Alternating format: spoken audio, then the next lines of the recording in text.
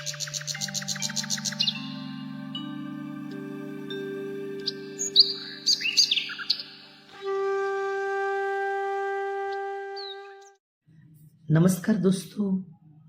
દોસ્તો હું છું ડૉક્ટર મહેશ દાફડા, ભાવનગર. મિત્રો, આ દેશની આઝાદી માટે અનેક નરબંકાઓએ પોતાના જીવનું બલિદાન આપ્યું છે, પોતાના જીવનનું સમર્પણ આપ્યું છે.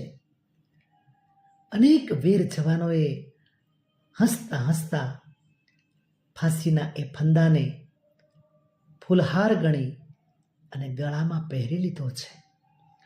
દોસ્તો, આવા અનેક વીરબંકાઓની કથાથી આ દેશનો ઇતિહાસ આજે ગૌરવમય રીતે આજે પણ ચિરંજીવ છે, ગૌરવવંત છે. આજે મારે વાત કરવી છે બે આવા વીરબંકાઓની, બે આવા નરબંકાઓની. નામ છે જોધા અને મુળુ માણેક. જોધા અને મુળુ માણેક એટલે કાઠિયાવાડમાં સ્વાધીનતા સંગ્રામના મશાલ છે, એમ કહીએ તો પણ ચાલે. મૂળ વતન દ્વારકા. અંગ્રેજ સરકાર સામે 1857માં થયેલી ક્રાંતિની સૌથી વધારે અસર એ વખતે કાઠિયાવાડમાં થઈ હતી. એ વખતે કાઠિયાવાડમાં 222 જેટલા નાના મોટા રજવાડા હતા. આ પૈકી ઓખામંડળના વાઘેરોએ ક્રાંતિની આગેવાની લીધી હતી. સ્વાભાવિક રીતે જ અંગ્રેજ સરકારને આ સ્થિતિ ના ગમે, તેથી તેણે વાઘેરોને હરાવવા મોટા પ્રમાણમાં સૈન્યને ઉતાર્યું હતું. અંગ્રેજોએ જમીન માર્ગેથી અને દરિયાઈ માર્ગેથી એમ ડબલ આક્રમણ કરી દીધું હતું. અંગ્રેજોના સૈનિકો વધારે હતા, તેથી વાઘેરોએ સમય સૂચકતા વાપરીને પીછેહઠ કરી બેટ દ્વારકા છોડીને દ્વારકા જતા રહ્યા. દશેરાના દિવસે તેમણે દ્વારકામાં જોધા માણેકનો રાજ્યાભિષેક કર્યો. અંગ્રેજોએ બેટ દ્વારકા કિલ્લાનો નાશ કરી દીધો અને મંદિરોમાંથી 3 લાખ રૂપિયાની લૂંટ પણ કરી લીધી. મંદિરોનો નાશ કર્યો. અંગ્રેજ લશ્કરે બેફામ કત્લેઆમ કરી હજારો નિર્દોષ લોકોને મોતને ઘાટ ઉતાર્યા. એ પછી અંગ્રેજ લશ્કરે 31 ઓક્ટોબર 1859ના રોજ દ્વારકા પર દરિયાઈ તથા જમીન માર્ગે એમ ત્રિપાંખ્યો હુમલો કર્યો. ક્રાંતિવીરોનો આ લડાઈમાં પરાજય થયો અને દ્વારકા પર અંગ્રેજોએ કબજો જમાવ્યો. અંગ્રેજોએ દ્વારકા કબજે તો લીધું, પણ વાઘેરોએ હથિયાર હેઠા નહોતા મૂક્યા. તેઓએ એલાન એ જંગ શરૂ રાખ્યો હતો.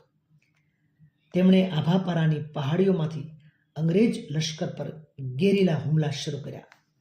જોધા તથા મુળુ માણેકે ઉપરા છાપરી હુમલા કરી અંગ્રેજોની ઊંઘ હરામ કરી નાખી. થાકેલા અંગ્રેજોએ કાઠિયાવાડના રજવાડા પાસે બંનેને પકડવા માટેની મદદ માગી. જુનાગઢ, જામનગર, પોરબંદર, ગોંડલ સ્ટેટે મળીને 2300 સૈનિકોને મોકલ્યા. આ સૈનિકો સાથે મળીને અંગ્રેજ લશ્કરે આભાપારાના જંગલોમાં વાઘેરોનો ખતમ કરવા લડાઈએ જંગ શરૂ કર્યું. અંગ્રેજોના સૈનિકોની સંખ્યા ઘણી વધારે હતી, તેથી વાઘેરોએ તેમની સામે ઝીલી ના શક્યા અને બચવા માટે નાની નાની ટુકડીઓમાં વહેંચાઈને અલગ અલગ ઠેકાણે જતા રહ્યા. જોધા માણેક સાસણગીર જતા રહ્યા.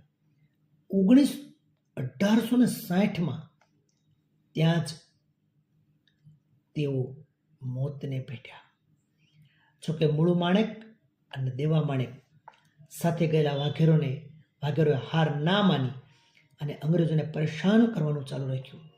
અંગ્રેજો પર હુમલો કરી વાઘેરો ગીર અને બરડાની પહાડીઓમાં છુપાઈ જતા 5 વર્ષ સુધી મુળુ માણેકે આ રીતે લડાઈ ચાલુ રાખી અને અંગ્રેજ સરકારની ઊંઘને હરામ કરી નાખી હતી.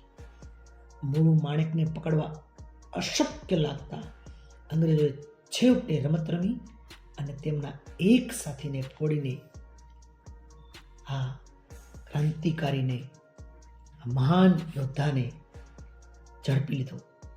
મૂળું માણેક સામે કેસ ચાલ્યો. તેમને 14 વર્ષની સજા થઈ.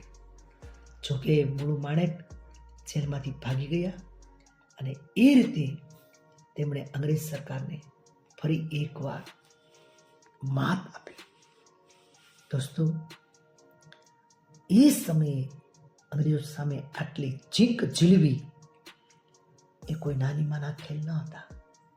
સામે મોત, તેમ છતાંય છેક સુધી, જીવનના અંતિમ શ્વાસ સુધી અંગ્રેજ સલ્તનતને હચમચાવી નાખનાર, તેની ઊંઘ આરામ કરી દેનાર જો કોઈ હોય તો આ કાઠિયાવાડી સપૂતો જોધા અને મૂળું માણેક હતા.